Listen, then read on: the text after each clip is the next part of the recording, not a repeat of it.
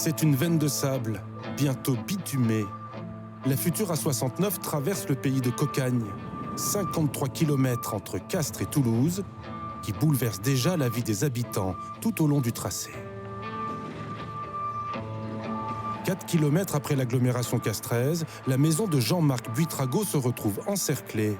Il a refusé de la vendre et il s'en mord les doigts. C'était mon jardin. Ils sont arrivés, ils m'ont dit vous avez 3 jours pour enlever les affaires parce qu'on va faire l'autoroute. La future autoroute passera au-dessous de la N126 qui a été surélevée. La nationale a été déviée de quelques dizaines de mètres vers sa maison le temps des travaux. Les camions passent désormais sur son terrain, là où jouaient ses enfants.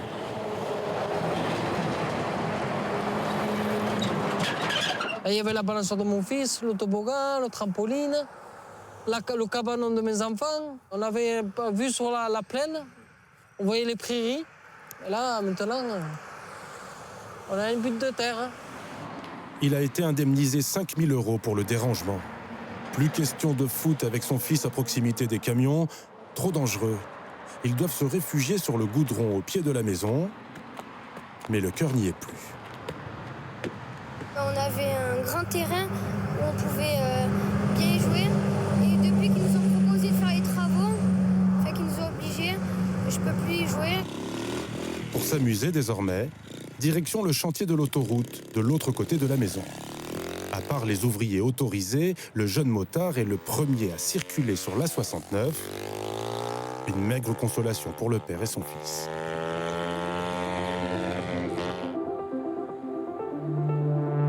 Ce ruban de terre qui fend le paysage est la plupart du temps accolé à la N126.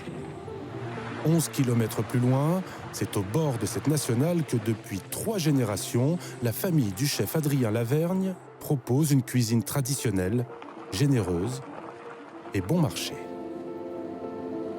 À bonne température. Ce midi, c'est aligot. Grâce au chantier, il devrait servir une 60aine de couverts, 15 de plus qu'avant le début des travaux. Ça nous amène quand même les ouvriers, les mécaniciens. Des fois, il y a les patrons ou les directeurs qui viennent aussi manger, faire une réunion avant ou après le repas. Justement, son parking commence à se remplir, essentiellement des camions et des engins venus du chantier. En salle, chauffeurs et ouvriers se régalent, mais ne veulent pas être reconnus. La 69 n'a pas forcément bonne presse. Ça, c'est 2 chauffeurs et ça, c'est la 11 là qu'on m'a demandé. Cette clientèle ne sera là que le temps du chantier. Mais quand l'autoroute aura ouvert, le trafic va se réduire sur la nationale.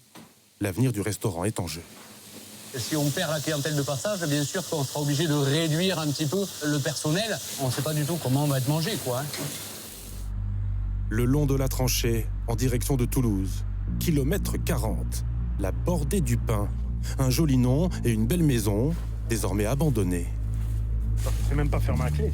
C'était celle de Jean-Noël Gilabert. Ça fait drôle parce que c'était un nid de bonheur. Une belle verdure autour, une belle vallée magnifique. Nous avons vécu 20 ans avec ma compagne et le petit qui est quasiment né ici, qui a 22 ans maintenant. Petit choubière, petite bière, allez. Elle est bien silencieuse maintenant. On peut rentrer? Alors vous, si vous voulez, mais moi non, personnellement non. Il y a trop d'émotions dans cet endroit. Je préfère me préserver. Il aurait pu rester dans sa maison. Il n'était pas expropriable. Mais la proximité du chantier l'a poussé à vendre. Le rouleau compresseur de l'autoroute s'est plus préoccupé de la faune que des habitants, selon lui. Ils ont donné une importance à des grenouilles bleues et jaunes. Et l'humain, non. Avec l'argent versé par le concessionnaire, il a pu racheter une petite maison de ville avec piscine à 30 km de là. De quoi tourner la page. Encore plus à l'ouest, kilomètre 45 du chantier. La page n'est pas prête de se tourner pour l'exploitation agricole de Dominique Rougeau. Les camions passent au milieu de ces terres. On le retrouve au volant de son pick-up. Alors là, c'était un tournesol qu'on a récolté hier soir. On continue actuellement sur le champ au nord.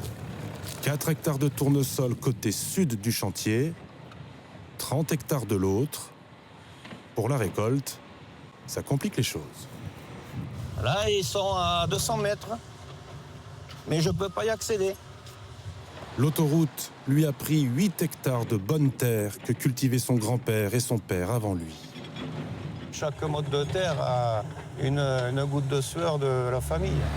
Il passe son temps à parcourir les 4 kilomètres qui séparent désormais ses parcelles, de part et d'autre de cette A69 qu'il déteste, comme beaucoup d'autres riverains.